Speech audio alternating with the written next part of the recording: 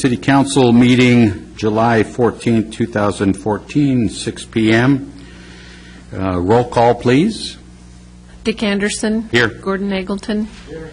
Gary Ellingson is excused. Chester Norikis. Here. Roger Sprague. Here. Henry Quant. Here. And Wes Ryan. Here. Please stand for the Pledge of Allegiance. Pledge allegiance of the United States, for which it stands.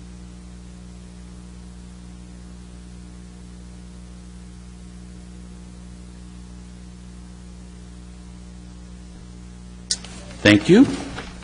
Now would be the time for comments from citizens present. Let's see. This is an opportunity for members of the audience to bring to the council's attention any item. Comments are limited to 5 minutes per citizen, and the city recorder will use the light system. Speakers may not yield their times to others, and as a general rule, is not a time for exchange of questions. At the conclusion of this agenda item, a councilor may discuss or raise questions regarding an item presented by a citizen. If you desire your comments to be part of the public record of a specific public hearing item, then you need to wait for that agenda item to be called. Otherwise, you are free to make comments. And we have a sign-up sheet.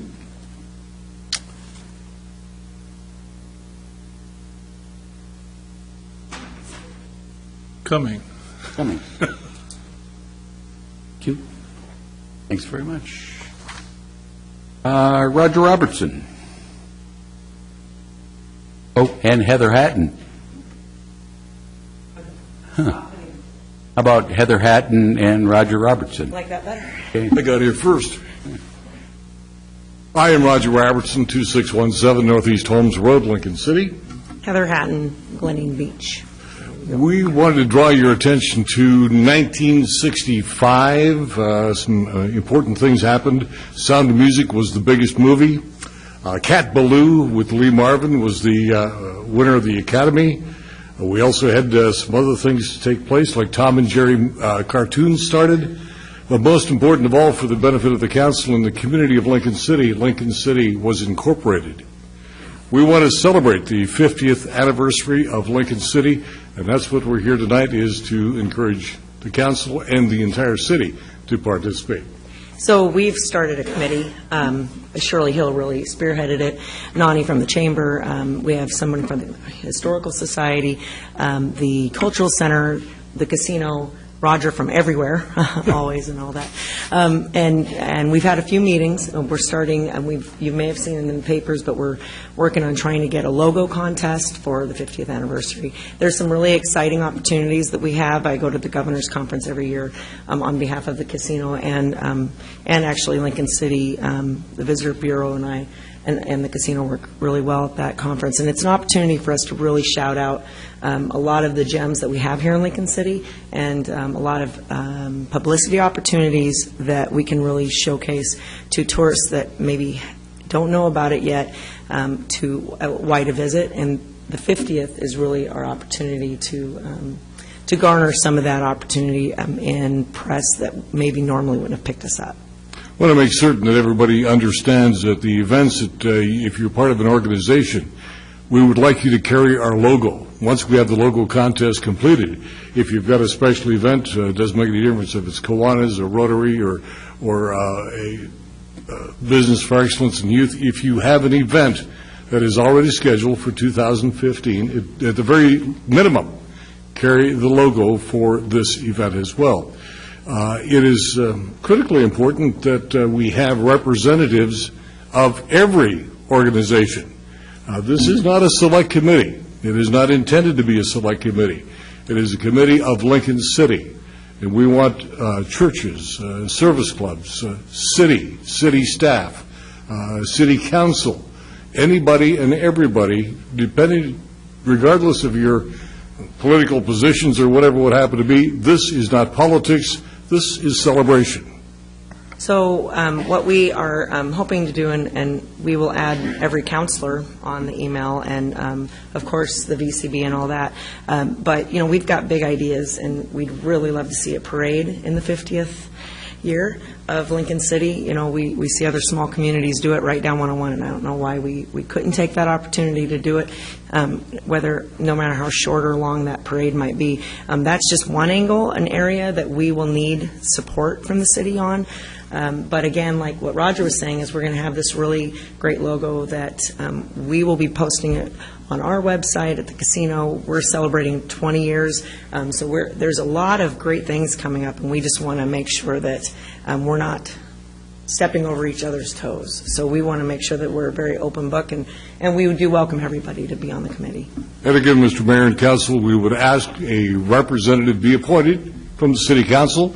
And Mr. Hawker, we would ask that a representative from the city staff be appointed as well to help us plan our birthday party celebration.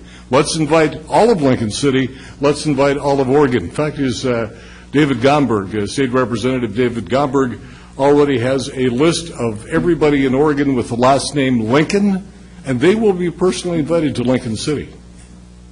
That's great. So we're excited, Yeah. and we want to make sure that we keep you guys aware, but we really do hope and expect to have somebody represented on that committee as much as you can do. And last but not least, we would be amiss if we didn't take an opportunity to promote other activities and events. For instance, Hoops at the Beach is going to be taking place July 26, 27, Tanger Ball. Bring your chairs, your lawn chairs, and go from hoop to hoop and watch young people of all ages, 8 to 80, if you will, participate and play basketball. Heather's got an event that weekend as well. Yeah, we've got some exciting stuff. We have our MMA event, but in end of September, we do have our Celebration of Honor. That is, again, another citywide event that we really do look forward to working with the city on again, which we do every year. So we do appreciate all the partnerships that you guys have with us, and this is one big one that we really do hope that we can get some support on. And I can't believe with Heather and I at the table, we've run out of time. Don't go away. This doesn't count against your time. Oh, okay. Okay. Oh, well, we got another hour. Now, and I'm looking to Mr. Hawker. I'm remembering that this council approved a budget that had some dollars in it for, I believe $5,000, Yeah. Mr. Mayor. Okay. We heard about that, but I'm thinking that too. So that was one, because I wanted to make sure that we thank you all for taking point on this, because I think that's where it belongs, is in the community, and would want as a city government participate, but to some kind of level, but not be necessarily a city driven. So This is a and that's what I'm hearing you citywide say. celebration. right. Not run by the city of Lincoln City, not run by the council, run by community. every other organization around, Yep. but with the participation of the city council and the city government. Sounds good. So that money, though, I know it's not a question and answer period. Shirley Hill was asking about that. I'm assuming it's on some sort of we request it, and Well, let's can talk let's offline find for out, that. and what that for is. Then I again would assume that you'd be hooking in with the VCB and Right. taking advantage of marketing, opportunities there. So It's too good to pass up. agreed. 65, huh? What was that lead song? No, it was the Beatles in '64. Oh, that was it. The Mustang came out, didn't it, in 65? Mustang, it was the first year for the Mustang in 1965. NASA's space program began in 1965, and Gatorade came out in 1965. And that's all thanks to Paul and Allison Robertson for the research. Thank you, too. Thank you. Thanks, everybody that's involved. Doug, is it Doug Ride?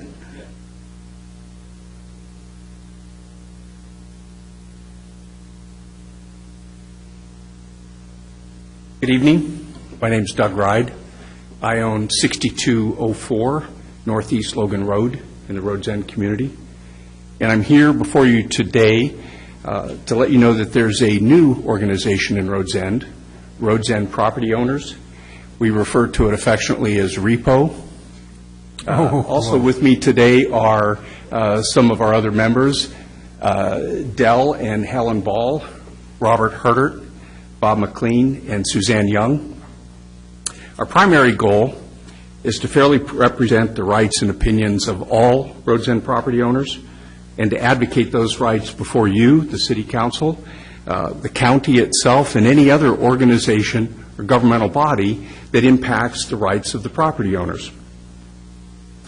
The property owner doesn't have to be a permanent resident. They can own it as a second home. It can be a vacation rental. But we're not positioning ourselves as a governmental or quasi-governmental organization, more as a information purveyor. We're in favor of harmonious living.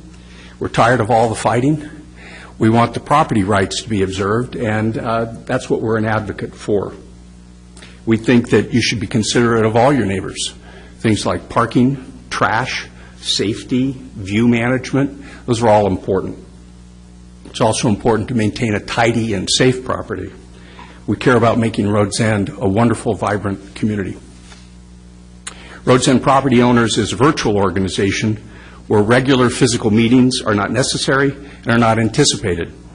Therefore, physically being present at a meeting is not necessary in order to have your voice heard. Rhodes End Property Owners will not be pushing an agenda for any minority. And to that end, we strive to always solicit all opinions on important issues that may arise using electronic surveys and postcards if that's the preference of the recipient. Results of all surveys will be published to all members. REPO launched just this past Saturday, July 12th, with a newsletter and a brief survey. And as of just before this council meeting, we have 49 members in just over 48 hours. That's a pretty good response rate. We'd like the City Council to recognize REPO as a voice. We don't believe we're the only voice because we don't believe that one single voice can represent everyone. We think that that's evidenced in the United States where we have multiple political parties. So our new email address is rhodesendpropertyowners@outlook.com, and if we can be of any assistance to the city, please reach out to us. We'd love to help. Thank you for your time. Great. Thank you very much for coming forward. Mr. Rice, would you give us that email address again, please? Yes, it's N. Dot. Yeah. Thank you. Suzanne Young.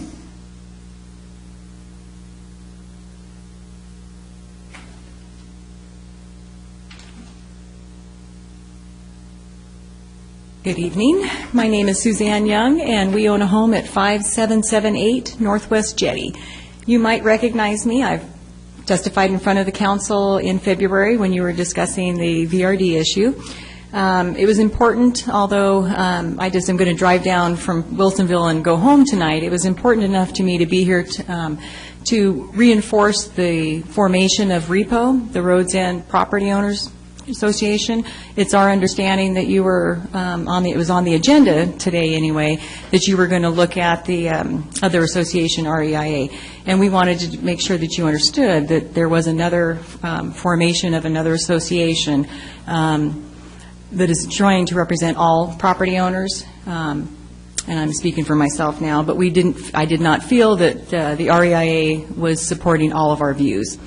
So it was important for me to come down tonight to let you know that the REPO group, is another group, and that I actually respectfully request that you postpone any kind of, if you were going to select or, I guess, recognize a association at Rhodes End, that there is another one that is being formed and has actually generated quite a few members in just 48 hours.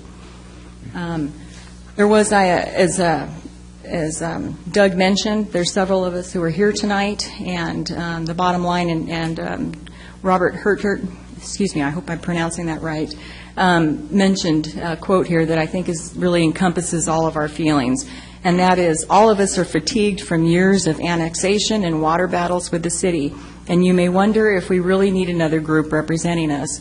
I enthusiastically support the repo group and feel that we need it if we want to retain our property rights. The goals of this group are positive, and the people are professional and nice to deal with. So that was Robert's quote. Anyway, I just wanted to be here to make sure that you understood that there is another association that is being formed that we believe would really take into account all property owners rather than just a select few. Good. Great. Thank you. Thank you very much for coming. You bet. Linda Roy.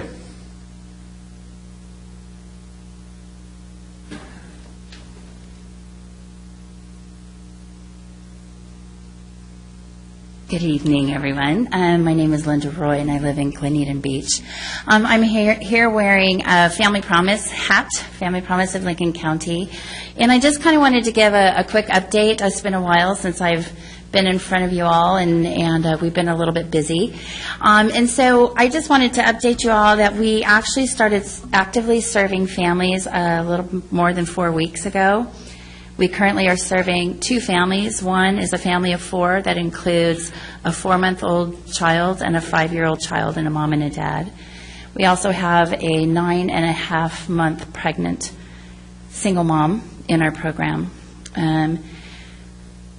hoping that that baby who is born will not be born in homelessness. I just wanted to let everyone know that that is what we're doing. We're active, we're busy, we're crazy, we're having a good time, and we're serving a really huge need in our community. I just wanted to announce that we're busy, and we are being hosted for the past 2 weeks and another week in a partnership with Taft High 7 through 12. Which has been a really wonderful community undertaking. Typically, we partner with churches and congregations, and we have a volunteer base through those churches. Gratefully, they provide meals. This is kind of outreach more to our community as a whole, and people have stepped up. They brought their families together to host our families for a few hours. People have stepped up to stay overnight, provide meals, and I just want to say I'm grateful to this community for their compassion, their hard work, because it's a lot of hard work, and their commitment. I just want to invite everyone, if they want to find out more about Family Promise, they can visit our website at www.familypromiseoflincolncounty.org.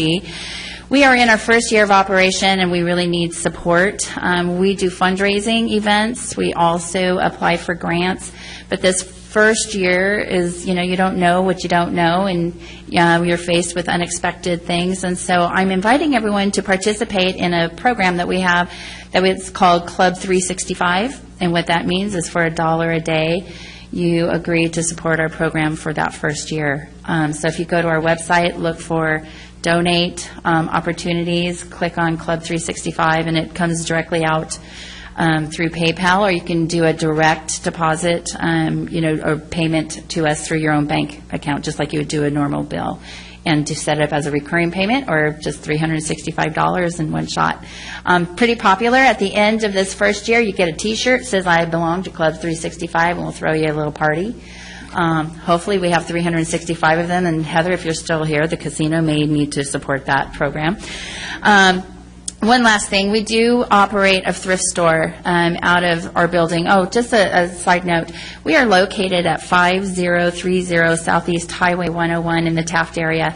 So on the highway side, we have a thrift store in front. That thrift store provides operational costs, so items are donated to us, and those donated items get sold to the community, and the community supports our program by shopping and donating. So we're grateful for that. Behind that retail space is our Family Day Center, where we do case management. Our families in the program can do everything that you do at home. You wash your clothes, you take a shower, you get mail. A lot of homeless families don't have a place to get mail. Here's a place you can get mail. Our case manager works with our families to connect them to resources, including jobs, social service agencies, support in finding housing. Very challenging in our community to put together living wage jobs and affordable rents in our community. Is very tough. So those are some of the things that we're doing. We're excited. We're finally two years of work. and we're here. So I'm really proud. And so thank you very much. Great, Linda. I've watched it from far and close, and it's nice to see it working. So and I might point with private sector, not with public dollars. No questions. Michael Moore.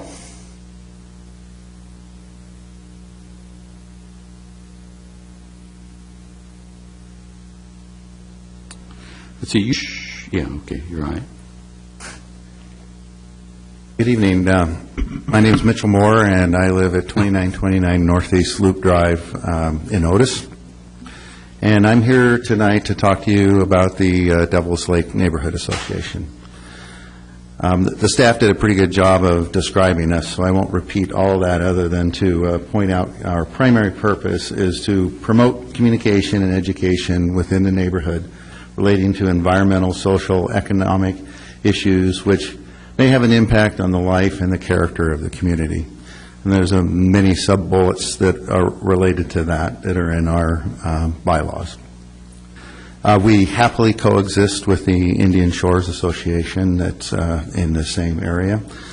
Our board, a few members are here tonight, are Tina French, Joe Barnes, Nathan Knott, myself, and Mark Christie. And we offer ourselves to the city to help and be available as a resource when dealing with the neighborhood. Another main focus is really to work towards developing a sense of community around the neighborhood and around the lake. And in reference to that, we recently, on very short notice, put together a fairly significant fireworks display on the 5th of July, which was enjoyed by many people on shore as well. It was offered up to the city. You could see it from the Wayside, from Regatta Park, from Sandpoint Park, et cetera, and there were many, many boats. And then I think we had the largest boat parade, well, in anybody's memory anyway. We had 47 boats around the lake. It was. We've been trying to do this for 10 years. We usually get about 7, and this year there were 47, and so it was really wonderful. In the report, there were several, because we didn't know the standards by which this is developed, we developed ourselves, and there were several, I guess, effectively recommendations of changes to be made either to our bylaws or our practices. And we met today with Mr. Townsend and walked through all of those and feel like we've got a resolution in place to do that. So for tonight, we're just introducing ourselves. We'll work through all of those. Mr. Townsend has graciously said he will help us make sure that we're on the right track. And when we come before you next time, hopefully it'll be with his recommendation, and we'll happily have your blessing and a new neighborhood association in Lincoln City. Good. Great. Thank you very much. Thanks for coming forward. Any questions? All right. Jim Hoover.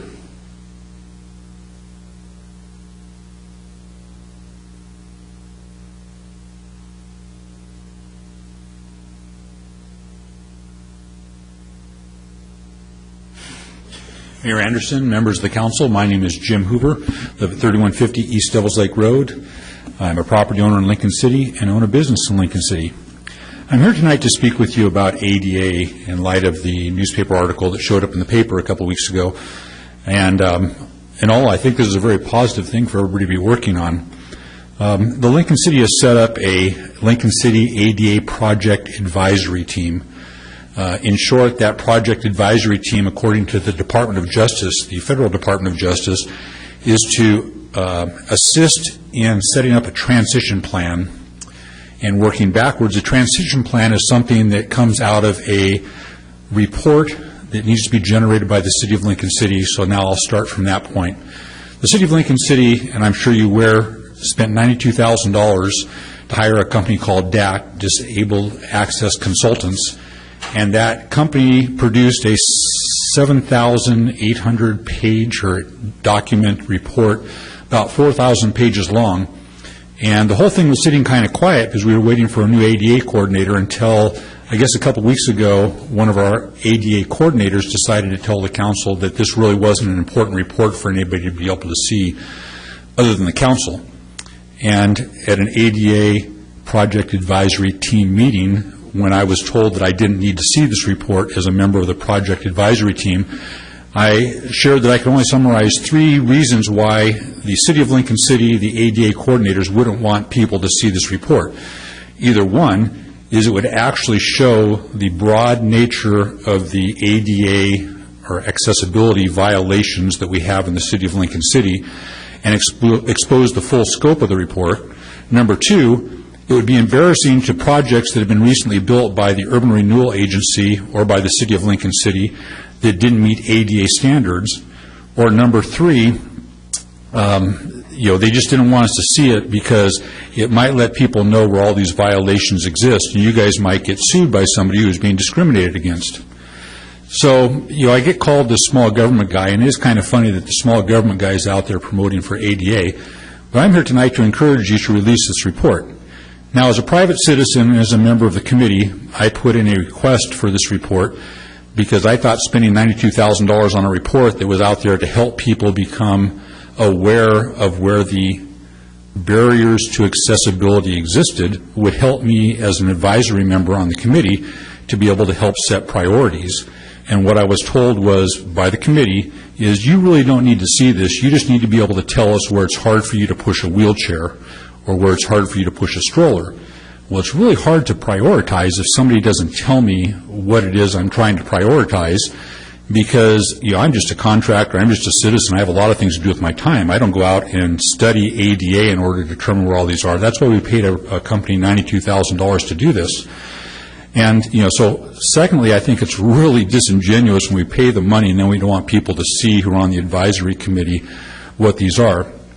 But I put in my public records request, and I got a response back from the city saying that, and I'm quoting from the letter or the email that I received, that a lot of these recommendations that DAC made are exempt from the disclosure records requirements because they're draft documents. They're also termed internal advisory communications, and such communications are subject to the balancing test, and a significant factor to be considered is whether disclosure will interfere with the work of the public body. And I never thought about this before. Is the public body the staff of the City of Lincoln City, or is the public body the City of Lincoln City, you being the representatives of the City of Lincoln City? So I guess I'm wondering if you guys have even seen these 7,000 pages of information, or 7,000 items, I guess it's 4,000 pages of information, or if the work of the public body excludes the City Council, since according to this, it obviously excludes the people on the ADA Advisory Committee.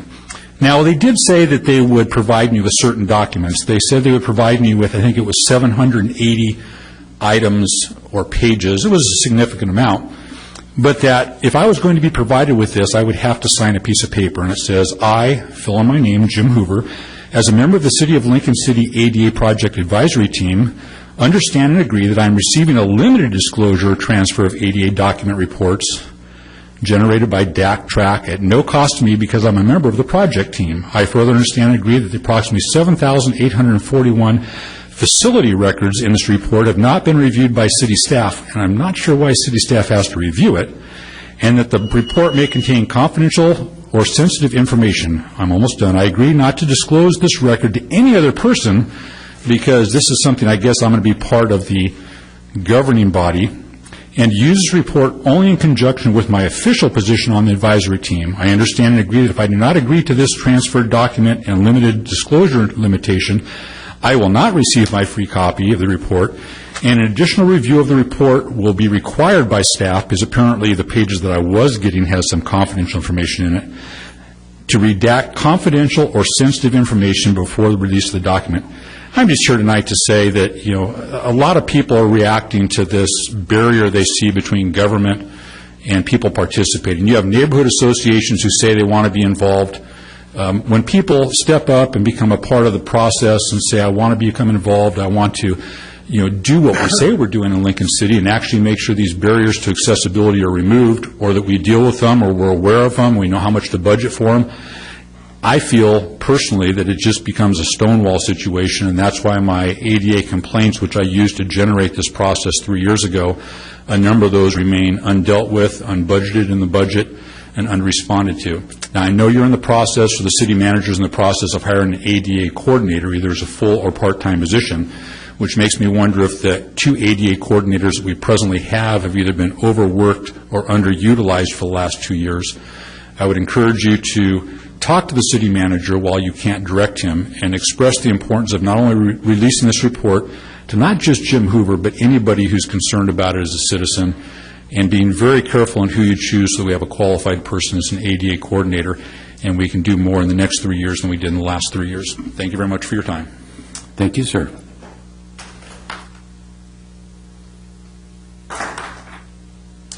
Anyone else that didn't get an opportunity to sign up would like to make a comment? Hearing none? Oh. Seeing none, hearing none, we'll move ahead then to the consent agenda. The consent agenda consists of items of a repeat or routine nature considered under a single action. A councilor may remove a consent agenda item for separate consideration upon request. The consent agenda consists of, number 1, minutes of the meeting June 9th, 2014. Number 2 is minutes of the meeting June 23rd, 2014. Number 3, memorandum of understanding, Lincoln Community Land Trust. And number 4, award of bid, West Devils Lake Road Pump Station.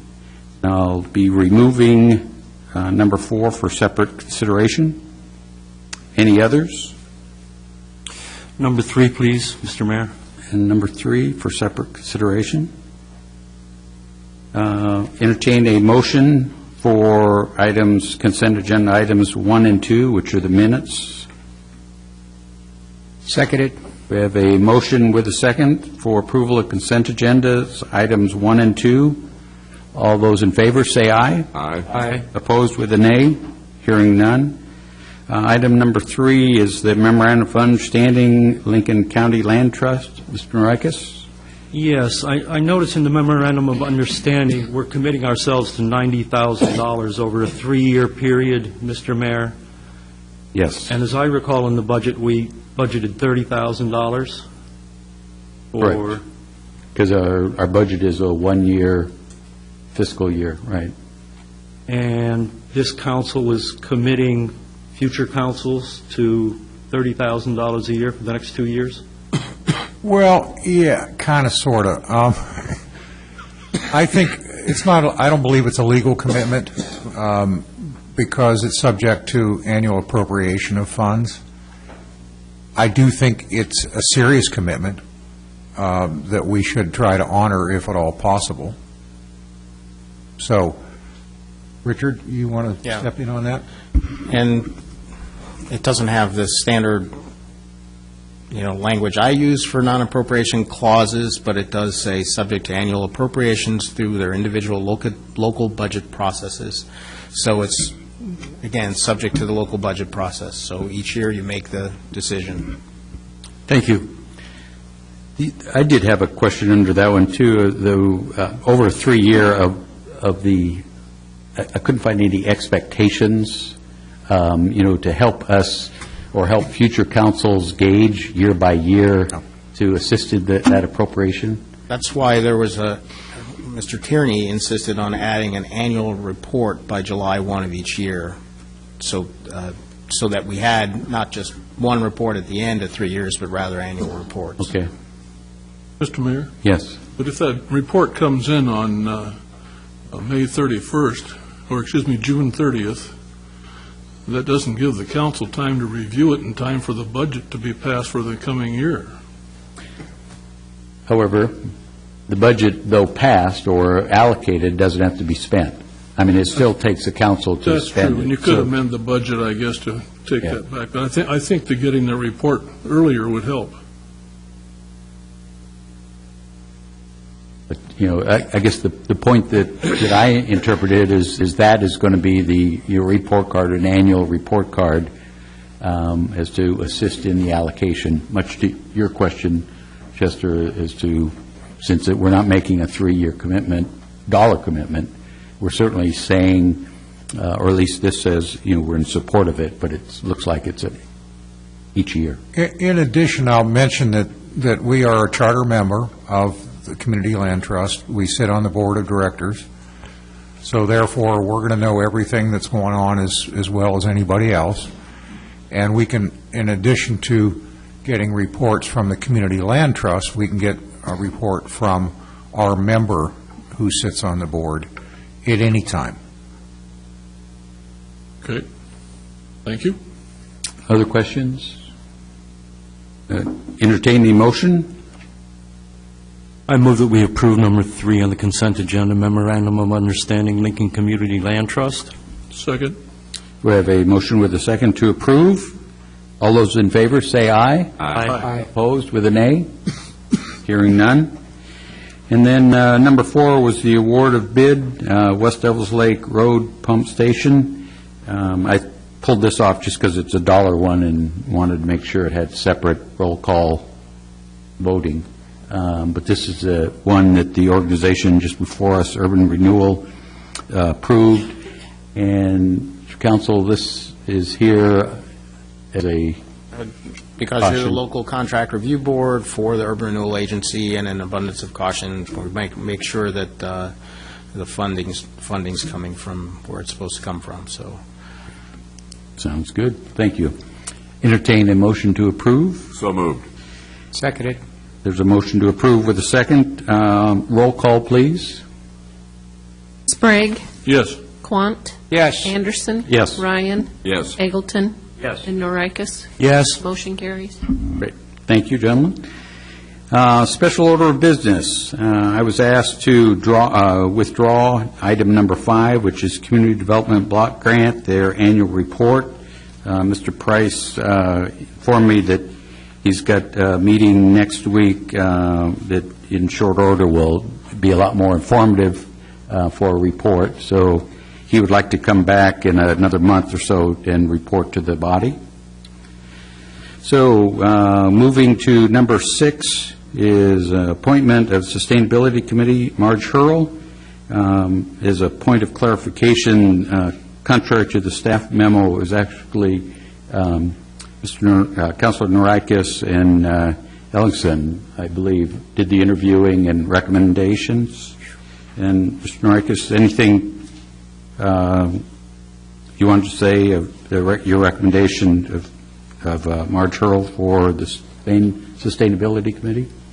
Well, I was happy that Marge applied. She does a great deal of walking in town, and she also uses public transportation, and I think she can possibly be a valuable contributing member to that committee. And you're recommending, along with Gary, of this appointment? We are. So I'd entertain a motion to that appointment.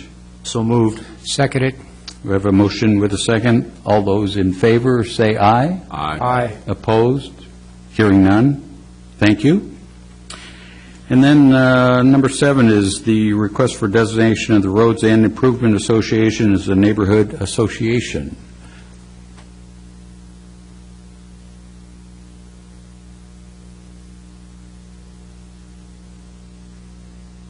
Mayor and councilors, the Roads and Improvement Association has requested this matter be pulled off the agenda, and also along with the next item, the Devils Lake Neighborhood Association, also in both cases want time to work on the concerns that were raised in the staff reports.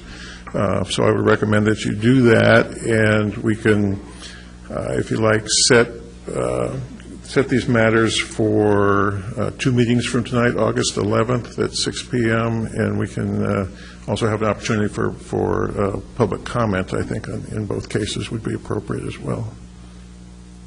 Richard, while you're here, and this may not be a fair question to throw at you out of the blue, can the city recognize 2 associations from one area? With permission from both, I believe they can. Ordinarily, a neighborhood association should not take in all or part of another neighborhood association without consent, according to the way our rules are set up. Need to sort that out. Sorry? So they would need that out. the two? For instance, in the Devil's Lake Neighborhood Association, the way they originally had drawn the boundaries was to include Indian Shores, and they approached Indian Shores, which has always been my understanding since I've been here, that they are a recognized neighborhood association, and they asked not to be included. They could have been included if they wanted to be, but they asked not to be included, so they've redrawn the boundaries for Devil's Lake to exclude the Indian Shores area. Do you need a motion to set that meeting that you recommended? Could just be a change of agenda. Well, yeah, we wanted to give some notice to the interested parties that would be the date in which we'd take public comment on their request. So you can do it by unanimous consent or make a motion, or just have staff notified. But I think it would be appropriate to do unanimous consent. And does anybody have a problem with moving these items to August 11th? No. Okay. Richard, could you share with us briefly, neighborhood associations, and we've talked of the value, and if we've demonstrated from having neighborhoods be able to talk to us, representing groups of people, and so is there a from your staff report and everything else, kind of talked a nice bit about neighborhoods and neighborhood associations, kind of the value of. And I'm thinking, again, listeners and public. One of the, actually, goal number one on the statewide land use goals is public participation. And each municipality is required to have a citizen involvement program. We do have one as part of our comprehensive plan. And one of the elements of that is encouraging neighborhood associations. The advantage of them, of course, is that they organize, they can gather information, gather the sense of their members, and then come and present them to the planning commission, or the city council, or whatever, as appropriate. It's one of many tools for citizen participation, and I think it's an important one. It's worked very well. For instance, in Nelscott, the neighborhood association there is very active in the process that we went through with urban renewal and making zoning changes in Nelscott. So it can be very helpful in terms of gathering information and encouraging participation. I think one of the things that is particularly useful about it is that it's not the government. The government recognizes it, but it's organization of interested individuals who come together their own volition and try to shape what they want to see happen with their neighborhood. And again, I'm thinking of anybody interested in this, or neighborhoods in town. You laid out a nice guideline with your staff report in tonight's council packet. If somebody wanted to go to that, and if they were thinking of another area of town that could use a neighborhood association, would be a nice guideline, plus visit with you, would that be the process? So what was the last Come one? in and visit with staff? Oh, absolutely, yeah. As I say, one of our policies is to encourage neighborhood associations, so we'd be more than happy to have that happen. Good. All right, well, then we'll shorten the agenda and remove these, look for them August 11th, and that would be also the resolution, down under resolutions as well. Take off. Okay? Thank you. Next item is public comment, an opportunity for the public comment on the notice of proposed city water rate increase of an average of 4% and a sewer rate increase of 4%. And this would be a time for public comment. I'm not sure if there's a sign up, but if anybody would like to make comments, now would be a time. Come forward. Seeing none. Nobody here.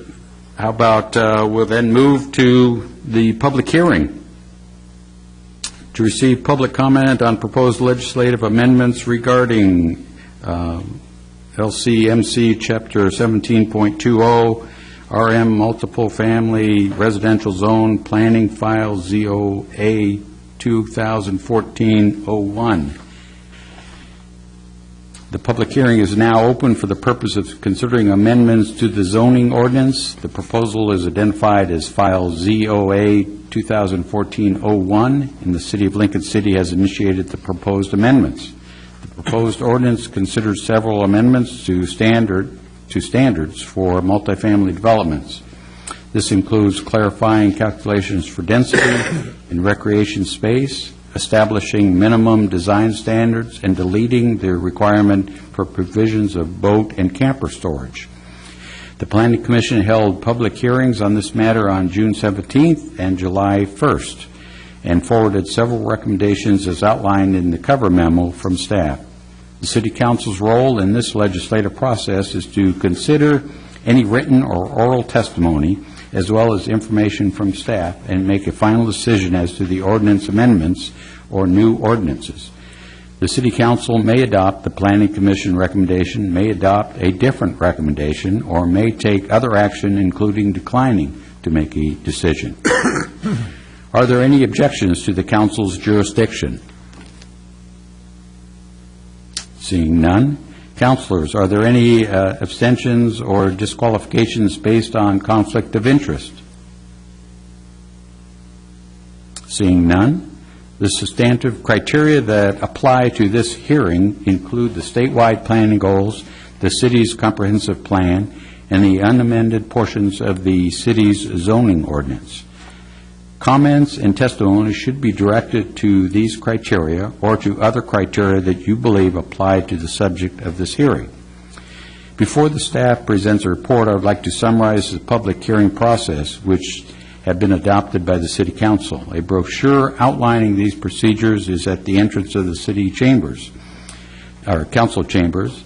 The staff will present a report and respond to any questions. After that, any person may speak for up to 3 minutes. The city recorder will use the light system. If the council has questions, your time responding to any questions will not be counted against your limit. If you wish to speak, please write your name and mailing address clearly on the sign-up list at the entrance. Please speak directly into the microphone and begin by stating your name. It is not necessary to state your address in the video record, but please be sure you have provided your address to the recorder for notification purposes. If you also have written testimony to submit into the record, please provide a copy to the recorder. Will the staff please present its report? Thank you, Mayor. I'm hoping to have a PowerPoint here in a minute, but what I can tell you is we've making basically 4 proposed types of changes to the RM standards. Here we go. The 4 proposals. The first is to clarify the density standards in the ordinance. We have 2 different density standards. One is for what's called the high-density standard for properties within 150 feet of a commercial zone, and the other is the low-density standard for properties beyond 150 feet for commercial zone. The other is to amend the recreation area requirements. The ordinance requires 250 square feet of recreation area for each unit in a multiple family housing development. That's beyond any yard requirements or landscaping requirements. Proposed to eliminate the requirement for RV and trailer storage parking spaces. The ordinance requires 1 of these for every 4 units in a multifamily housing development. And finally, the proposal is to add design standards. And I'll do more on all of these as we go through here. With respect to the density calculations, this is sort of a crude block drawing. I want to show you the green square down at the bottom here. It would be an area, a lot that is zoned for multifamily residential. The red block above that is an area that has commercial zoning. Above the dotted line in the green block is an area within 150 feet of the commercial zone. The way the ordinance reads right now says if any part of the lot is within 150 feet of a commercial zone, you use the high density calculation.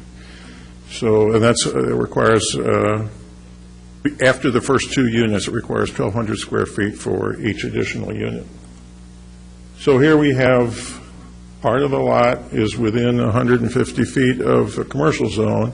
So the way that's written, it says we use the high density standard. But ordinance also says if any part is further than 150 feet from a commercial zone, then you use the low density standard. So, which is 2,250 square feet per unit. So here we have an area that's more than 150 feet, so the ordinance says you use the low density. So what it says, the ordinance requires us to use both for the entire thing. Obviously, we can't do that. Our practice has been that we've done it proportionately, where we just figure the area that's within 150 feet and divide that by 1,200, and the area beyond 150 feet and divide that by 2,250.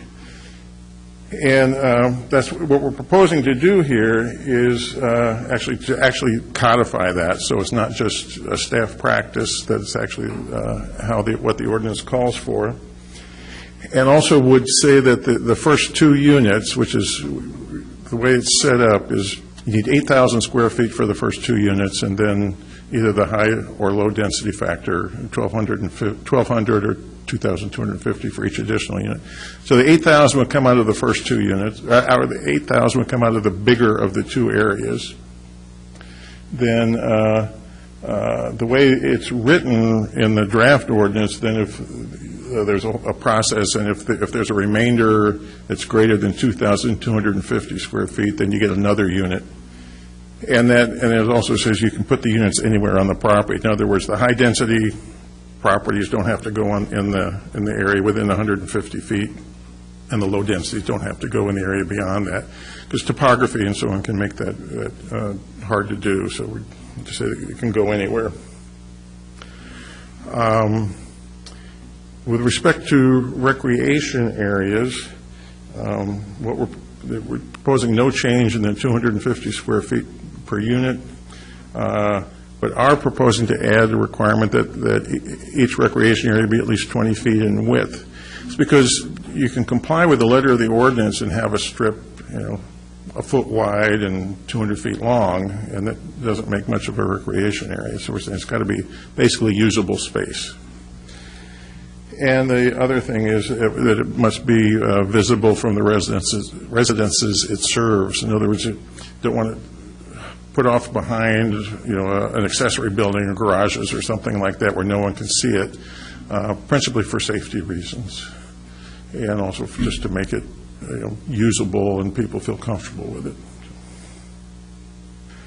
And storage spaces, again, the ordinance presently requires one 10 by 20 foot space for every 4 units. And when we first talked about taking this out, there's I think 26 multiple family developments in the city. We went out and talked to a little more than half of them, starting with the biggest. So we got the biggest half in number, I guess is what it is. And in most cases, they don't allow, these spaces are for boats and trailers and RVs. In most cases, they don't allow people to park boats and trailers there. In some cases, they allow you to rent a space, essentially a garage unit, to put your boat or trailer. What we've learned from that is that if most of the time you're not allowed to do it, why require them? And developers can put them in if they want. There's nothing to prevent them, but it just seemed like it was adding unnecessary expense, taking up land for something that supposed to be for something that their leases prevent them from doing, make it illegal. So we proposed to eliminate that requirement. And then design standards, we had proposed four items that the idea was to comply with two of the four, any two of the four, to have an entrance to the building within 40 feet of the street, windows facing and within 40 feet of the street, balconies facing and within 40 feet of the street, or recreation space or pedestrian space within 40 feet of the street.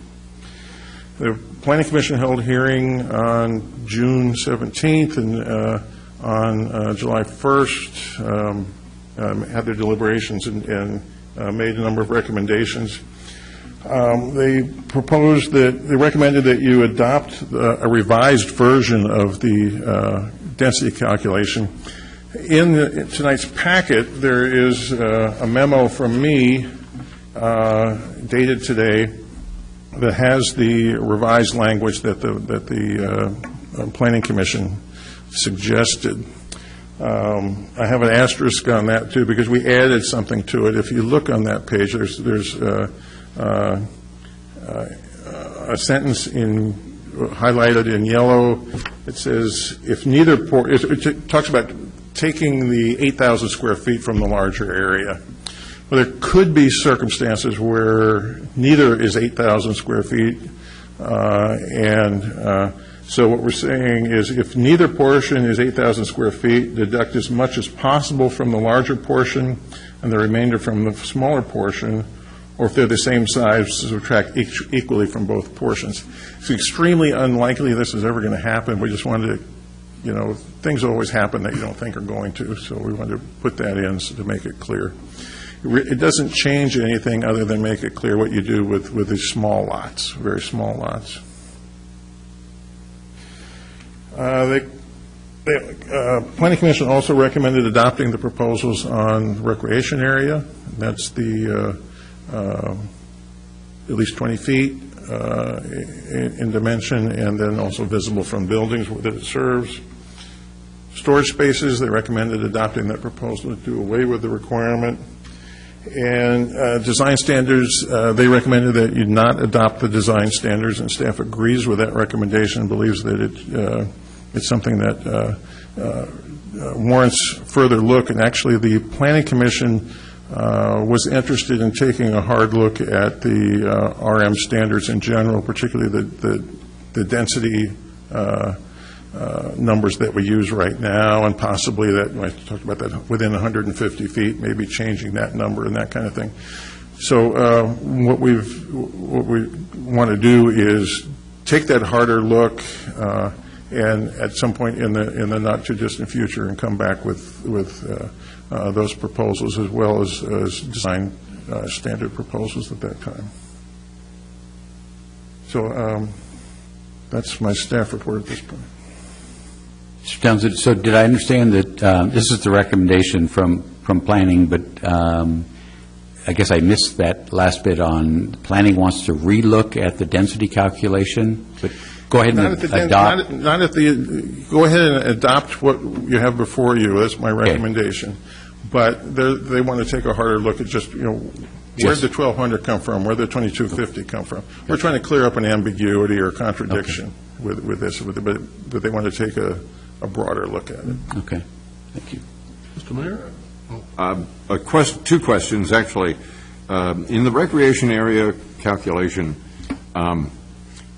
many cities allow, if you're within X amount of feet of a park, they allow you to have less recreational space because obviously the park is right there. Mm-hmm. Is this in this calculation? It is not. I know I'll say we a couple of years ago or a few years ago we brought up the idea of some buildings in town were built as motels, and could they convert to multifamily where people could live full time? Right. And we're saying if you're within a certain distance of the beach or something, and there was concern about that and about the fairness of that, where you could come in, build a motel, and say, oh, and by the way, now I'm an apartment. It can be done. Obviously, as you say, some places do it, but we have not done it.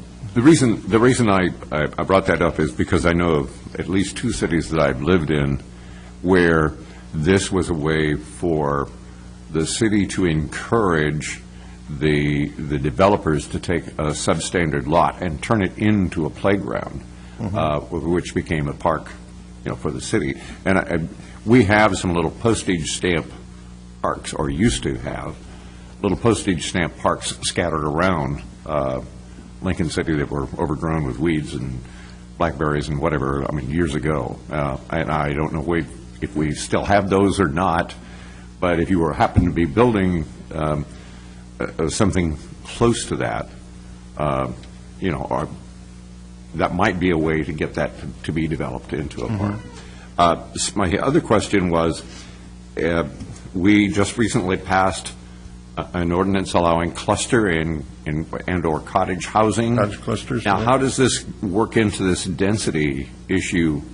Obviously, that's going to be multiple family in a very tight space. So is the calculation the same, or is that a different animal altogether? It's a different animal. In the cottage clusters, they are single-family homes. They would be allowed at twice the density that's ordinarily allowed, but but they are single-family, so it would be a different animal. Okay. You raised something about the recreation area. I'm not asking you to do anything tonight, but it has been the practice since before I was here that we counted balconies as recreation area. And there's nothing in the ordinance that says that, and there is controversy over that. I would not. And so we may want to address that at some point specifically. Mr. Mayor? Yes. A couple of questions regarding the recreation area. Are we talking about just backyards? Are we talking about side yards? Or what are we talking about when we say recreation area? It's areas used. It can be a recreation building. It can be a pool. It can be a playground. It can be just lawn. It can be wander through the woods or something.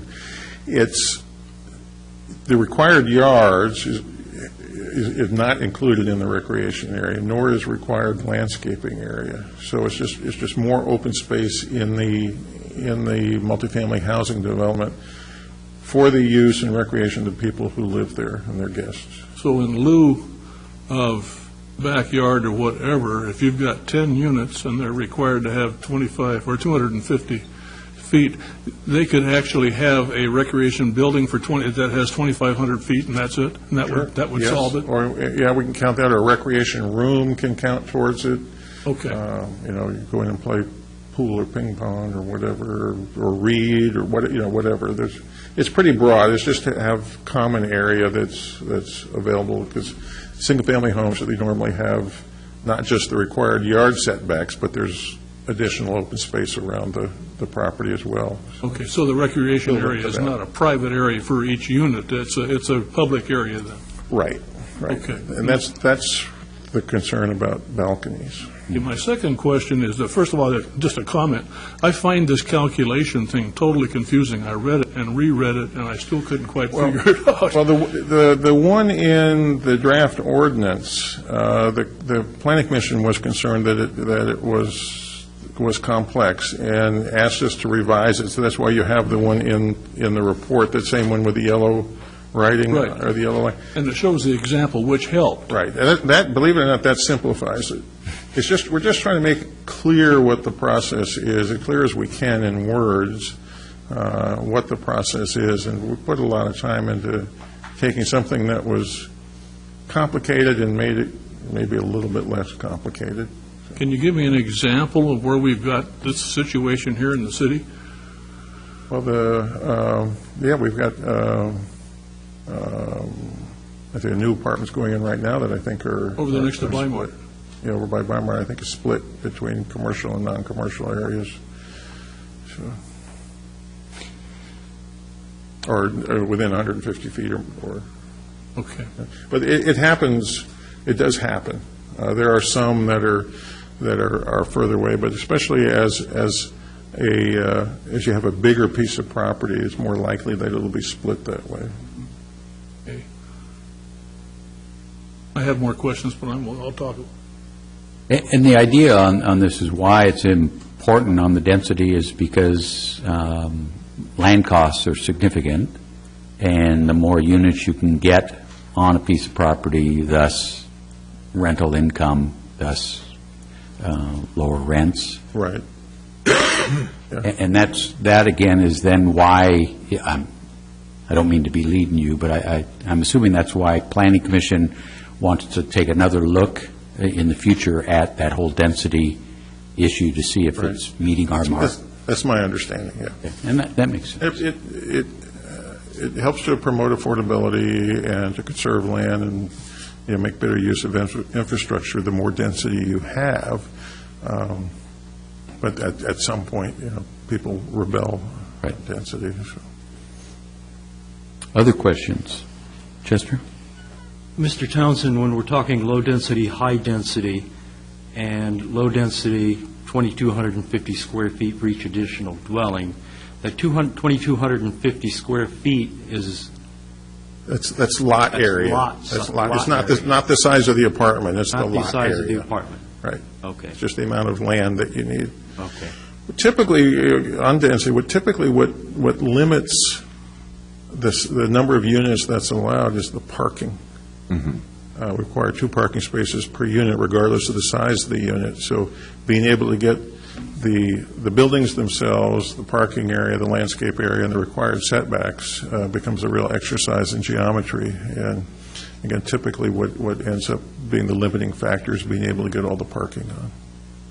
Mr. Mayor? And that is why this eliminating the storage spaces is a big plus for a developer, because right.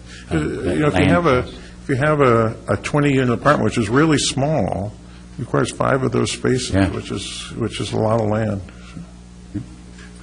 With the density question that Chester asked, if you've got 1,250 in the 150 zone, can you go 2 or 3 stories high with units and still be within that 1,250? Yeah. You can stack 3 of them on top of each other. Yes, absolutely. And still be, so your density increases even though you're trying to keep it low density. Well, the number isn't going to increase. How you put it on the land, you can 2 or 3 stories or whatever is, it's like that's the geometry exercise. How you fit it on with everything else that's required as well.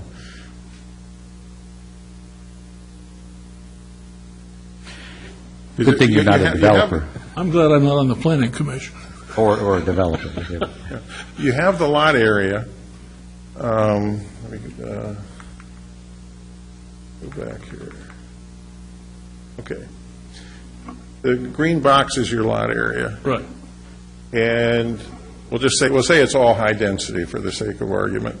If you divide that lot area by 1,200, actually first subtract that 8,000, then divide by 1,200, and your answer is how many units you get if you add 2 back in for the 8,000. So, and then you're just trying to figure out how to put them on, how much you stack them, and what have you. So at that point, you eliminate the dotted line and just go ahead after you've made the calculation then?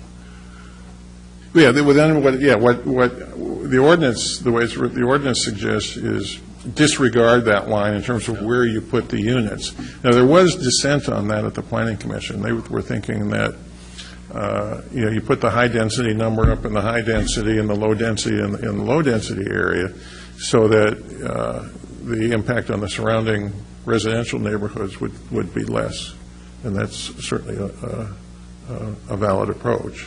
Just Other questions? I just have a comment.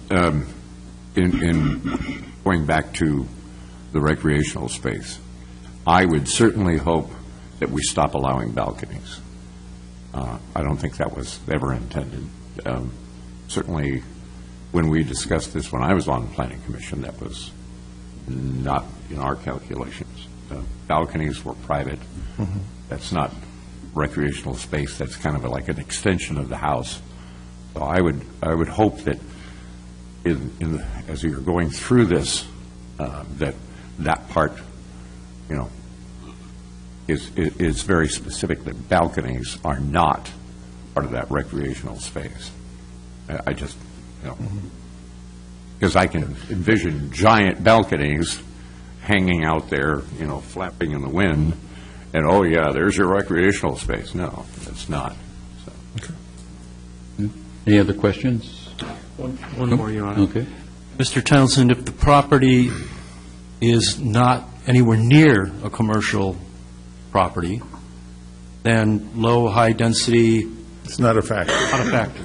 Right, you just use the low density. If it's more than 150 feet away from a commercial zone, then you subtract out that first 8,000, divide what's left by 2,250, and as a developer, I just need to make the decision on how expensive these units are going to be? Yeah, if it's going to work for you, yeah. Lower density being more expensive, higher density being less expensive, generally? Well, certainly the return is better at higher density. The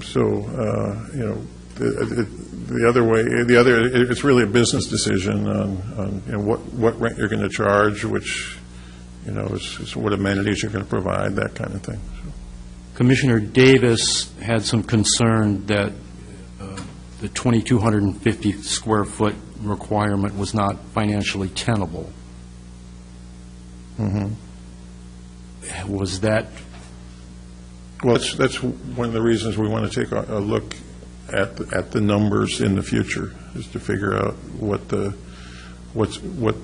appropriate thing is that was set. This number was set, I don't know, probably no later than the 90s, possibly in the 80s or even 70s. I'm just not sure. I don't have that in front of me, but I'm not sure when that number was set. So the commission is going to be looking at those numbers again? That's right. Thank you. Okay.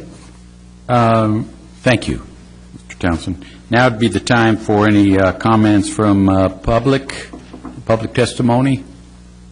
Has anybody had the opportunity to sign up or wish to approach with comments? Okay. Leaving us to our own devices, that can be a problem. Is there any person in the audience who did not sign up? Here's another shot at it. Are there any comments from representatives of public agencies? Any council? I guess then entertain a motion to close the public hearing. So moved. Is there a second? All those in favor say aye. Aye. Opposed with a nay? Hearing none. And council, what's your pleasure?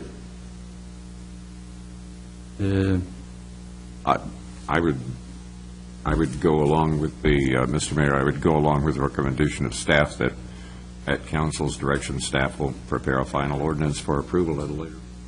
And you're comfortable with the Planning Commission's recommendations with the revised wording that staff recommended? I am. Can I just ask, you close the hearing, sometimes you leave the record open, are you closing the record as well? Closing all the way. I'm comfortable with the recommendations or what the Planning Commission has put forth to us, and the fact that they are going to go back and look at some of those tricky calculations. I'm confident that they will come up with the right answer. I agree. Agreed. Mr. Mayor, I'll second that so that it's on the floor. I just have a question. Would it not be better to just wait until those calculations come back to us so we don't have to amend the ordinance again? Well, that's an option, but certainly the one we're eliminating here, the storage space, is vital. That's a big land issue, and that's an easy one to take care of now. Well, I guess. And just like that, we can come back and do the same thing once some research is done. But I'm liking to think that there's developers out there looking at multifamily, and at least this, as the example gave, it's quite a bit of land for useless parking storage space. So you're right, we could wait forever, and there'd always be something. I would just hope the Planning Commission would come back promptly and... Actually, they've been very responsive on this one, because our sense is that the community is in need of multifamily, and that there are developers who are interested, and they're, quite frankly, we're having good conversation with developers of what's getting in the way. Okay. So, but your concern is very valid. Okay. So, I'm looking at Mr. F. Does that need a motion? The motion is to have staff... Direct bring staff back- to return with an ordinance, that's the typical motion you make. And that, Mr. Ryan, that's what you did, and you seconded. I agree. Okay, and Mr. Sprague. So Ryan and Sprague. Any other discussion on that? All those in favor say aye. Aye. Opposed with a nay? Hearing none. Thank you. And thank you, Mr. Townsend and Planning Commission, for bringing that forward. We have City Manager reports. Thank you, Mayor. The first item is the Lincoln Community Land Trust, which you earlier approved a memorandum of understanding. This listed as a request for office space. The request is coming from me, not from them. What we would like to do is offer, assuming they are able to hire an employee under the three-way memorandum, for space in City Hall or alternatively on the first floor. So when issues come up in Lincoln City, whether it's development by the Land Trust or meetings or whatever, that this person in the Land Trust has access to a place to sit down and a telephone and possibly a desk. I don't see charging for that. I would like to offer that space if needed under a minimal lease.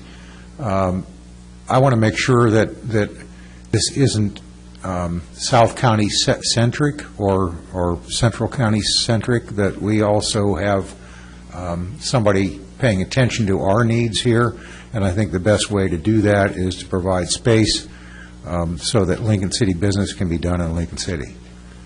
And with Mr.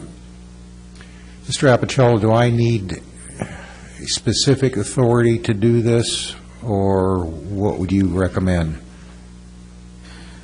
Leases are approved by order or ordinance. We recently worked on an amendment to delegate standard leases.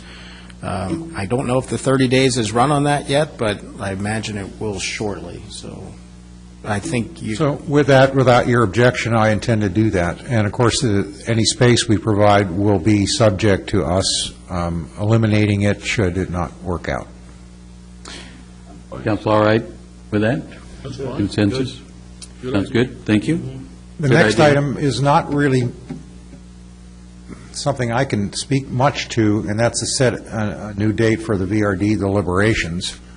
I think that's really up to council. Were there some suggested dates out as far as having some work elements? And again, what I don't recall off the top of my head is whether that was going to be a work session or a regular Just meeting. really to get it out of a regular scheduled council meeting and give more attention, trying to move it along. Yeah, I So the believe it council- was set up to be a special meeting. Special meeting. But not, like your regular agenda. So the question for you is, when will we have something, Right. the earliest we can do that, Richard? I knew everybody was going to look at me. Nudge, nudge, poke, poke.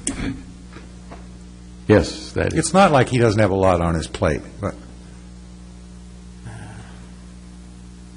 I really thought that was a council decision, so I'm responsive to deadlines, so you give me a deadline and I'll make it. how about August 4th? That's an alternate Monday. I think we have, I think there's a trial scheduled, well,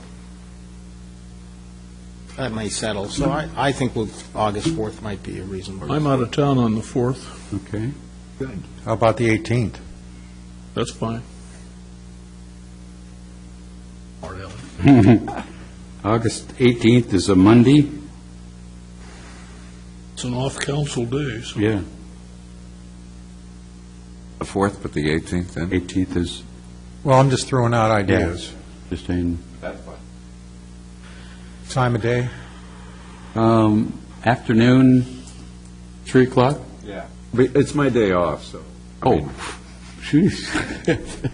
Let's use it up for you. It's my council day. Yeah. How about 3 o'clock?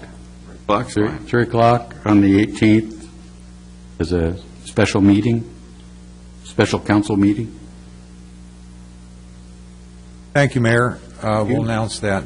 A couple more items that I had. With the passing of July 1, the opportunity for anyone to contest the annexation of Rhodes End is behind us. That annexation is complete. It can't be challenged.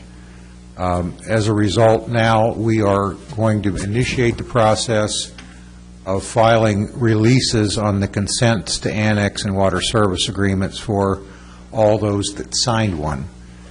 The ones that we won't release is anybody that contacts us in the meantime, and I would suggest doing that fairly quickly, that says they don't want released from that, and I can't imagine why anybody would.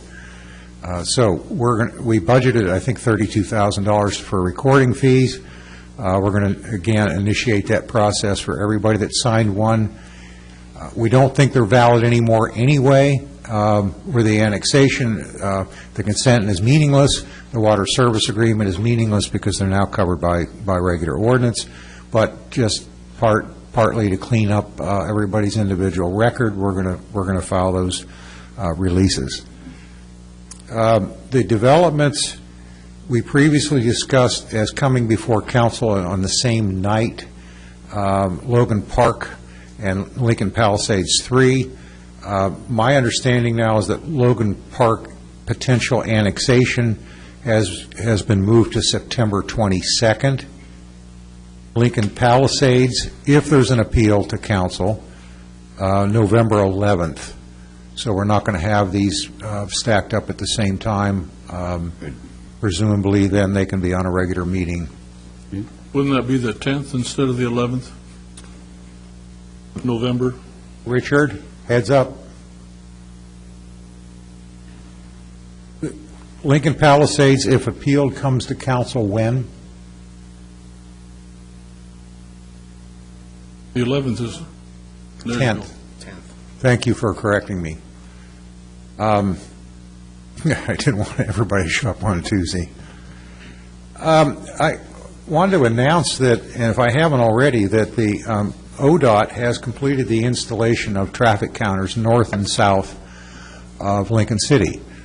And this has been, while this has been something that I've pushed for 4 or 5 years, it got serious here really within the last year, and ODOT has moved that project forward very quickly, very smoothly, and they're both installed. We have May information. We expect June information shortly.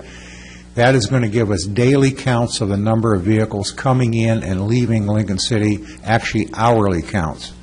So we will know on any given day how many vehicles stayed the night, if you wish, how many vehicles came, what we might want to refer to as day trippers, and so on. And that information, I think, is going to be extremely valuable. We'll know what different kinds of events, attractions, and so on do for us, what the weather is doing for us, what the economy does. We now will have a quantitative measurement of the number of vehicles, not exactly the number of people, but pretty close, are staying the night, for example. And because it went so smooth, and I'm going to ask council to consider signing a letter of thank you or recognition to those people in ODOT that were instrumental in this, and I'm going to just pass it down and see if you're willing to sign that. I think when something goes that smoothly, and it really did, They had to pick locations, they had to review the environmental considerations, the availability of power, the availability of communication systems, and so on, so on. And that all got done quickly, and the installation went fine. You probably don't even know they're there, but they capture literally all traffic coming and going from Lincoln City, hourly by hour. And though we didn't have confirmation, but we're suspect that we're the only counter on the coast that counts bicycles. That's my understanding, is it's the south counter, which is near Drift Creek Bridge, counts, and I believe both ways, counts bicycles. And I have yet to get a confirmation on that. I know the design was to include that, and that's the only one on the Oregon coast, assuming it exists. That'll be useful to have in the future. And speaking of bicycles and pedestrians, we know that there's a choke point on our new construction. It's unfortunate that it happened. There is really not a safe pedestrian or bicycle access through that choke point, but my understanding is that ODOT is paying attention to that and has a plan to correct it. I can send you all an email tomorrow that we got from. You want to read it? Sure. We're running pretty good here tonight. Oh, yeah.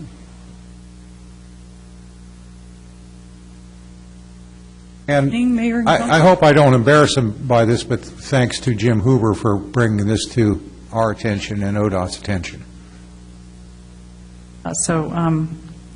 Jim actually brought this to our attention and another citizen on Friday, late Friday, and I think the Jersey barriers at South 29th Street, that was kind of the choke point where pedestrians really didn't have any room to walk through that section. And so Stephanie Reed, our city engineer, and myself met with ODOT today on site, and they're going to be moving the barriers on the west side and putting up a regular guardrail and paving a path behind that near the Dory Cove, between Southeast 29th and the Dory, or Southwest 29th and the Dory Cove.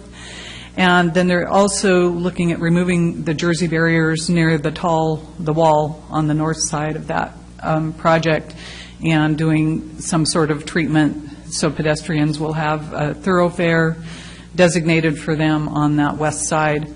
And they're also going to do a little bit of work on the Jersey barriers on the east side, which I didn't think they'd be able to move because they have the large trench open on that side.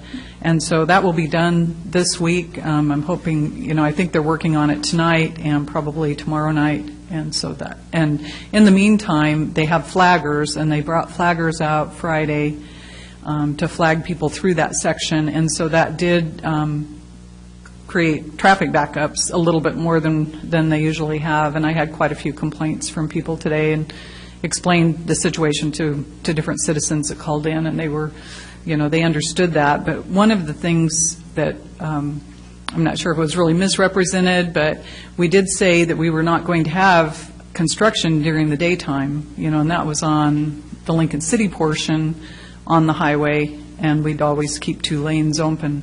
And so, that they are letting dump trucks out and during the day, and they're doing the construction off the highway, but there is still construction during the daytime. And so that was, I think, a little bit misrepresented. Quite a few people thought nothing was going to happen during the day, but some of that construction off the sides really can't happen at night. It's just too deep, and you have to be able to see. Also, they are flagging or stopping people so that people coming in on 29th can get onto the highway. Otherwise, they never get on. So that also has contributed to the backup. Yes, and then, I talked to some businesses in Taft, and they said, this is summer traffic. It's like this whether we have construction or not. And then people are looking at the project when they drive through. But I think these things will help a little bit, less barrier, and so traffic should move smoother. And then not having flaggers stopping for pedestrians will help, too. I would just urge all of us to be very cautious and keep our eyes open going through there. It's very tight. There's workers. all over the place. There's occasional pedestrians or bicyclists. We don't want a tragedy out of this, and I think we can be all a good example by being alert, making sure we're paying attention to the traffic speed, keeping in mind that the fines are double and they're significant. I've asked our police department to do additional enforcement through there, and if you get a ticket, I shouldn't be complaining. Don't come to me. Right. Or me. I do have a question, though. Where it's so tight and you have emergency vehicles that need to get through, what's the process? I think the flaggers have been given instructions to keep that traffic moving when an emergency vehicle comes. Yeah. I think they've had quite a few emergency vehicles through that section, and so they do flag. There are flaggers during the day because they're letting trucks in and out, so they would probably respond. You know, if I could, and it's, Lila, while you're there, this is a real important area for the city, this whole construction and the improvements, and as disruptive as it is for the citizens and our guests, we'll be real thankful in 2 years. And unfortunately, there has to be this process.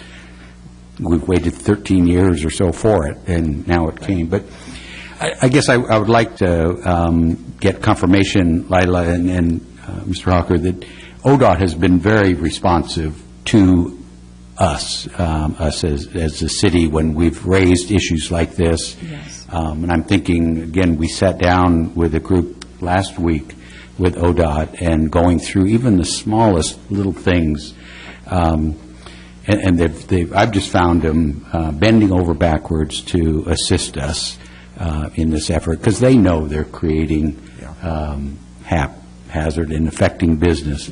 Example would be the town hall meeting a couple of weeks ago that they put on for the businesses of Nell Scott and answering questions, and I was there. It went very well. Very well attended. Yeah. There are 50 or so people. So, it's good to keep hearing, and I'm sure, Lila, you're, not wanting to hear the issues, because, there's probably things that we haven't thought about yet or arise, but it's, I think, very well covered and structured, and we've got a good project leader and construction group, and we'll get through it. It really looks better through that area already. So it's going to be a wonderful improvement for the businesses. Great. Mr. Mayor? Yes. And another project that's on the books is the East Devils Lake Road intersection.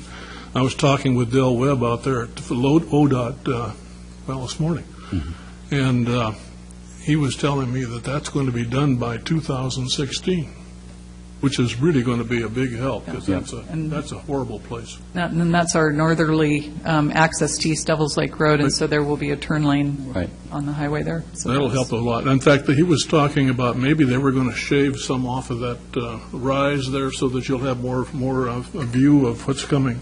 So I think that's going to be a big help. Yeah, and I think they'll have a turn lane also heading north. Yep. Well, plus the other one, that's the walkway from East Devils Lake all the way to Logan Road, too. Yes, and so there's a lot of improvement. That project's just in conjunction with that one. So a lot of activity. The light at D Wayside and undergrounding wires. So if you thought there was disruption now, just wait. And the project is moving forward to make our traffic signals work better together. I'm not going to say synchronize them, because I don't think that's quite going to be accurate. But we do expect to see more smooth traffic flow as a result of this higher technology that they're bringing to bear in Lincoln City, and I think we're one of the few that's getting this level of attention from ODOT, and it's welcome. yeah, it's really going to be effective with the new signal at 32nd to have all of them working together, and they'll be able to actually watch our traffic and adjust. We beat ODOT up years ago so hard, and now we're getting quite a bit of cooperation, and need to say it. Yeah, it's been very nice. Other comments, questions? Mr. Apicello, you? I guess I just wanted to point out that there was discussion earlier about the ADA report, and I want to clarify that you did something which, a lot of cities in Oregon have not done, and you, at significant expense, had a company, an expert, come out and document ADA issues in the city, and there were over 5,677 city records created and put into a database about conditions here in the city, city facilities. And then you went beyond that, and you actually had ODOT facilities inventoried and documented as well, and so there was an additional 2,164 records created documenting ODOT facilities. So in all, 7,841 records in this database. And you also purchased the license to use this computer program, DACTRAC, which can generate reports and assist you in doing your ADA compliance. So we had a records request for a comprehensive report of ADA barriers, but no report actually existed. What existed was a computer program in this huge database. So, in explanation, what the city did in response to this request by a member of the advisory team was we thought about we could go through the cost of looking at the database and redacting information that was exempt under public records law, or we could make a limited disclosure or a transfer of records from the city to the other entity, the advisory team. And when you do a transfer of records, the body that receives the records has to respect the confidentiality. So there's a lot of things in these 7,800 records that may or may not be exempt from public records law, and it would take a deposit and then an estimate from staff of how much time it would take, and staff time and the consultant time to separate those things. But so in order to avoid cost to the person making the request as a member of the team, we offered to transfer, to create a report and then transfer it at no cost to the advisory team members. Not just one, but all advisory team members would have access to this, provided that they kept the documents confidential. Now, it doesn't mean that the requester couldn't change their mind and say, I would like the request just as a private citizen, in which case we'd need a deposit, and we'd have to do the review and make sure that all the confidential or sensitive material was reviewed. So I just want to explain, that's what happened. Beyond that, and I'm not the staff member to speak thoroughly to this, but my understanding is that we're following the lead and the recommendation of the consultant who's working with the advisory team as to when and if to release this information, this detailed, voluminous information. My understanding is, and I hope I have this correct, is that the consultant has said that what they want to do is hear from the community first as to what they perceive the issues to be, and without focusing on this endless minutia or lack, or some of it is not minutia, obviously, with that many records, is to not focus initially on these various records, but to follow the public input process that the consultant has had success with. And so we're trying to follow what's being recommended to us by somebody that does this for a living all the time. That's where I just want to say you should be commended for spending the money and getting this report, and not so much the report as the database. We've tried to be accommodating to the request by providing a way to provide the request to all advisory team members without cost. But if that's not acceptable, then they can make a deposit and follow the normal process. Thank you, sir. Thanks for enlightening from those comments. I might remind council that it was last meeting that during public comments, the young lady thanked us for Public Works taking the action on I think it was a crosswalk of which had been a big barrier for some people in wheelchairs and hard to maneuver. So those are the kind of fixes that clearly we want to take care of first, because they're everyday disruption. Okay? All clear? All clear. Let's move then to resolutions. We have one resolution tonight, Resolution 2014-19, a resolution setting forth water and sewer rates. Would move to that we accept the, or adopt Resolution 2014-19. Is there a second? Second. Mayor, I have a correction to the exhibit. It's called an exhibit or an attachment or what, but it's the schedule. Okay. At the very bottom, it says the discount of 50 cents per month per account shall be given to any customer who elects to receive a paperless print digital statement and no paper statement, and who pays the monthly bill online. I need to correct that last few words, and who has elected automatic payment through our processing center. That's the only way we can grant the discount. I would like to correct that language. It was an error on the exhibit. I would amend my motion. Include that correction. Make that correction. And the second? Mr. Marcus, you're right? Acceptable. Okay. Any further discussion on that resolution, motion? Hearing none, roll call, please. Sprague. Yes. Quant. Yes. Anderson. Yes. Ryan. Yes? Eggleton. Yes. And Norikis. Yes. Motion carries. Thank you. Mr. Mayor, Yes. as one of those who uses that process to pay the bill, that is really simple and smooth. And I think everybody should give a good thought to doing that, because it really does work well.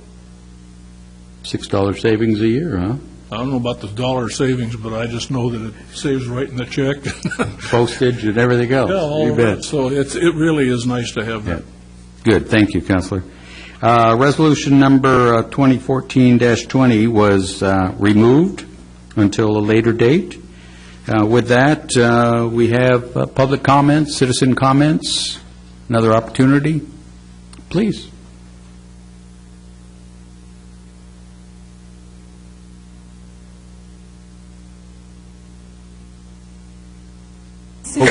Suzanne Young again. I guess I just can't leave this meeting again this evening without making another pitch to conclude the discussions on VRDs. You know, I testified back in February 11th or 10th, I believe it was, and I'm disappointed that we're still kicking it down the road. Now, as you know, we're getting national attention. You know, the Lars Larson show was down here, stirred up everything, got everybody going. There are people who are looking to buy homes here are now on hold because they're waiting to find out what the city council is doing. This is affecting all of us, you know, and it's getting really frustrating as a property owner who invested in Lincoln City to continue to feel like we're still, we have unknowns out there. Are there going to be vacation rental caps? Are there going to be limitations as far as if you can sell your home again, you know, and the succession of those homes and ownerships?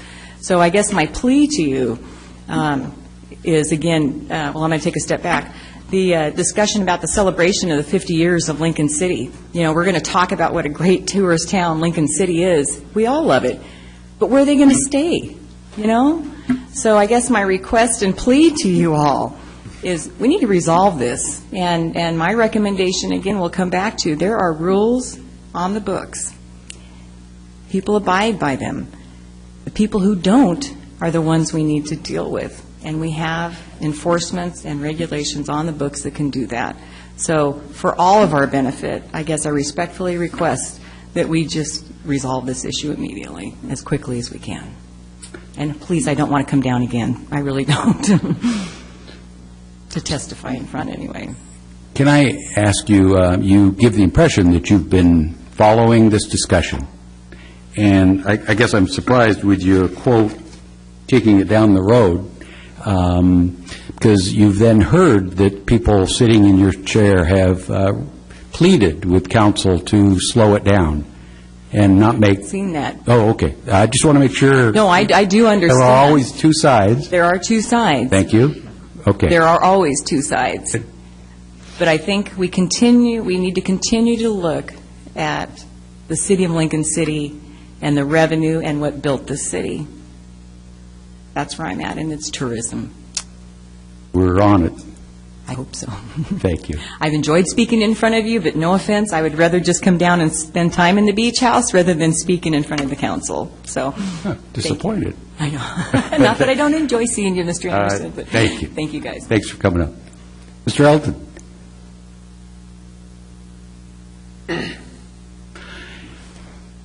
David Elton, 779 11th Drive. I would, just with regard to what the person ahead of me just said, I think what's worth doing is worth doing right. I don't mind waiting another month, August 18th.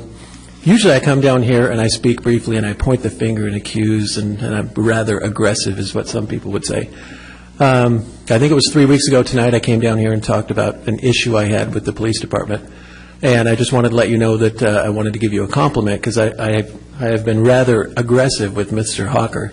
I had a meeting with the city manager, the chief of police, Keith at the back of the room, who I like very much, and Heather Arce-Torres, about the manner in which the city resolves issues. When someone's arrested and they may have some kind of an issue, maybe even related to ADA 1990, we had a very productive meeting. For 44 minutes, we talked about these and other issues. And I just wanted to say that it was nice to be heard. Sometimes, if you think of a tire that's overinflated, the pressure needs to be released. That's sort of what happened. And it was nice to be listened to. I've always, as you know, I've always been a big fan of Police Chief Killian. He does a great job. And so I just wanted to come down here and say that. Another thing is, when you talk about the Americans with Disabilities Act of 1990 and your consultant, I just wanted you to know that that was updated in 2008, mostly through the husband and wife team of Sensenbrenner. Anyway, in 2008, the update was rather specific with regard to two legal cases, Toyota and Kentucky, and you might want to look that up when you have a chance, because it's pertinent to some of these issues that you're dealing with right now. So, anyway, thank you very much. Thank you, sir. We did indeed have a productive meeting, and I think we learned some things that will be very useful. Great. It's good to hear. Anyone else that cared to make a comment this evening? Seeing none. Then comments from council. Mr. Ryan? Yes, Mayor Anderson. A couple of things. One, and Roger, I'm glad you stayed, Roger.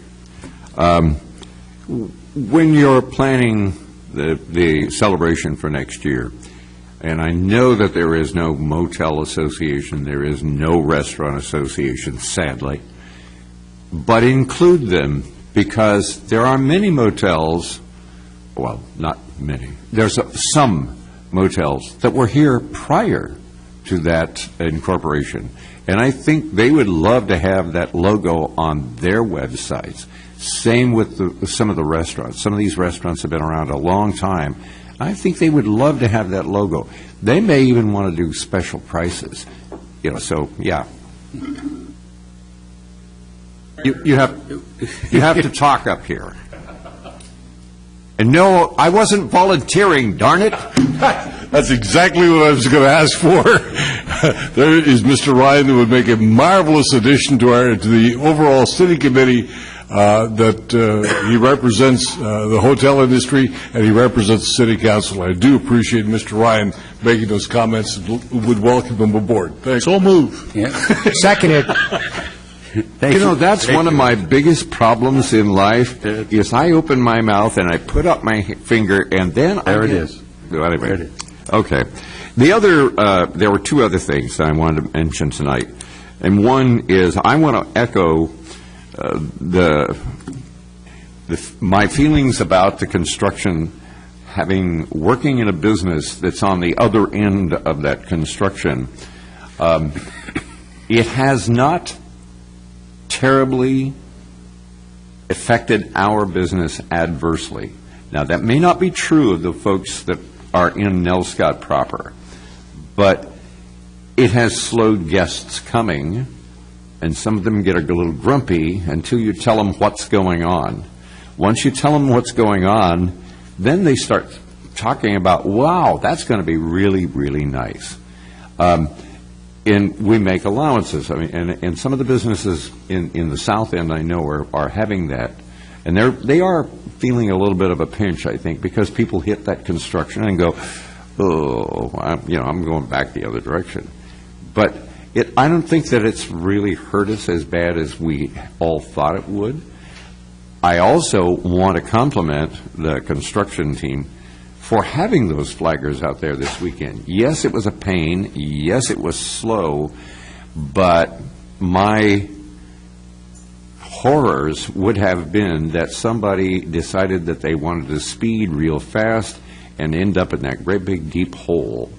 And that would have been a lot worse than what we, slowing down a bit. I have found that people going through the construction zone, especially locals, are becoming far more courteous than they've ever been before. They let people in, and they let people cross the highway because they know they've been sitting there and waiting. And I'm finding this up at the north end of town where traffic is stacked up as well. So I wanted to make a shout out to not only the construction people, but also the citizens of the community who use that highway as their main thoroughfare through town. We're all doing a pretty good job. And finally, one of the things I've been doing lately when I have some free time is I drive around looking for areas that I go, wow, that would be a perfect area for cluster, one of these cottage clusters, or the other one. And now accessory dwelling? No. The cottage dwellings and the cluster housing. And I found several, and I hope to call a couple of realtors that I've seen their sign and call them and say, this would be a perfect place. One of them is right across from the mall, and I'm looking at that big chunk of property, and I'm going, wow, here's a way that we could have housing for workers where they wouldn't even have to use their car. They can walk across the street. So, any developers watching this, think about it. Mr. Norikis, any comments? You all right? Mr. Sprague? I'm tongue-tied. Really? Yeah. Gordy? I have nothing. Henry? Nothing. Well, I do. I need to remind citizens, because I know they all watch this, but this is an election year, and there are 4 open seats, will be 4 open seats for election this year, the mayor and 1 city councilor from each ward. Till, I think it's roughly mid-August, you have the ability to sign up.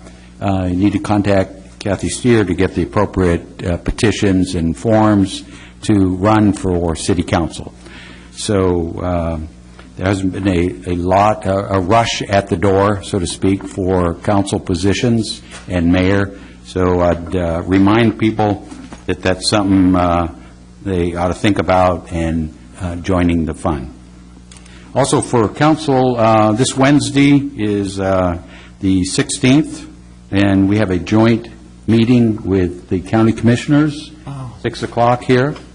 Shoot. I forgot about that. That's why I like to remind you. There is an agenda. It's typically, it's not very long, less than an hour, so if you could hold off your dinner and come to that, that would be helpful. Then I was looking at the calendar, and if I'm not mistaken, we've got Devil's Lake Revival coming up the 19th of July. Got Relay for Life, and as Mr. Roger Robertson talked about, the weekend of July 25th, 26th, and 27th is a big weekend in this community. So if you're in the hotel business or the restaurant business, there's Hoop It Up, there's a motorcycle gathering out in Otis, there's events at the casino, so think of it as like another July 4th. And that's all I had. Anything else? Call it a night. Thank you. We're done. 2 hours, that's not bad. Yeah.